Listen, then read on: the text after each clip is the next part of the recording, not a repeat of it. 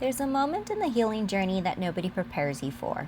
You've done the work, you've looked at the beliefs, you've seen the patterns, you've started asking the questions nobody around you was asking, and then everything around you starts to fall apart. The job becomes unbearable, the friendships fade, the family dynamics intensify, the relationship cracks under the weight of who you're becoming, and you think, did I do something wrong? The outer world was just catching up to what had already happened on the inside. That's the thing nobody tells you about real change. It doesn't start outside. It never did. It starts so deep inside that by the time the external world reflects it, you've already been living differently for a long time without even fully realizing it. For most people, the idea of letting go brings up images of dramatic decisions, like quitting the job, ending the relationships, cutting off the family, those big, bold, visible moves. But that's not how it happened for me. The letting go happened internally first, quietly in layers. It started with wanting to be open to the possibility that everything I had ever been taught, every belief out there, every story, every framework handed to me before I had any say in it, might not even be true. It might not even be mine, and it might not even be real. That's a terrifying thing to consider, because if the beliefs aren't true, who are you without them? But that openness is where everything begins. From there, the digging starts. Not always deliberately. Most of it was subconscious for me.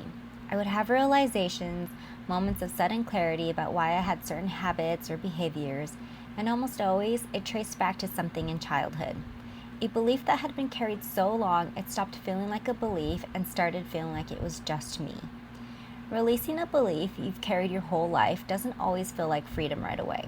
Sometimes it feels like grief, like losing something familiar even when that familiar thing was hurting you.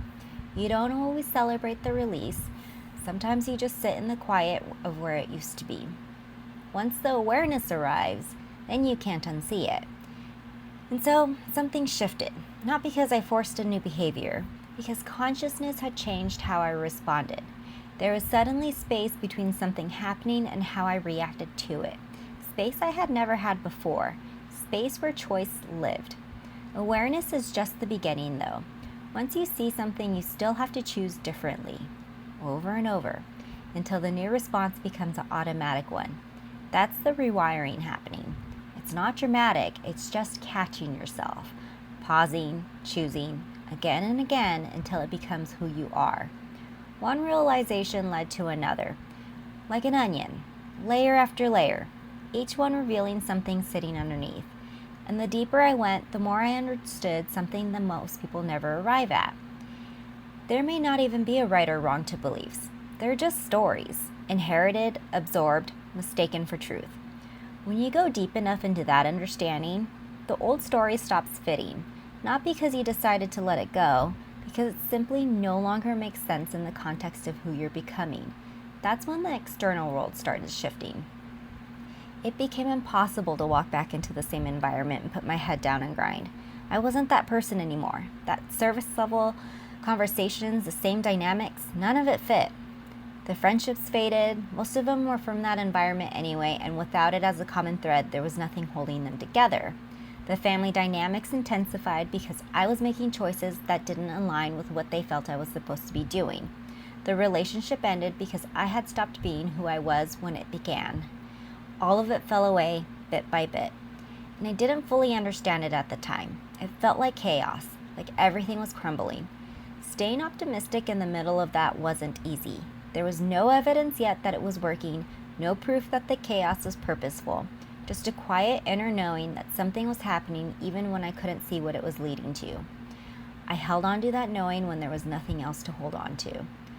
What I know now is that none of it fell apart because something went wrong. It fell apart because something went right. The inner world had changed so completely that the outer world, built on the old version of me, simply couldn't hold anymore. It was falling away for me, not to me. So if you're in that place right now where things are crumbling around you and you don't understand why, ask yourself, what if the chaos isn't a sign that you're failing?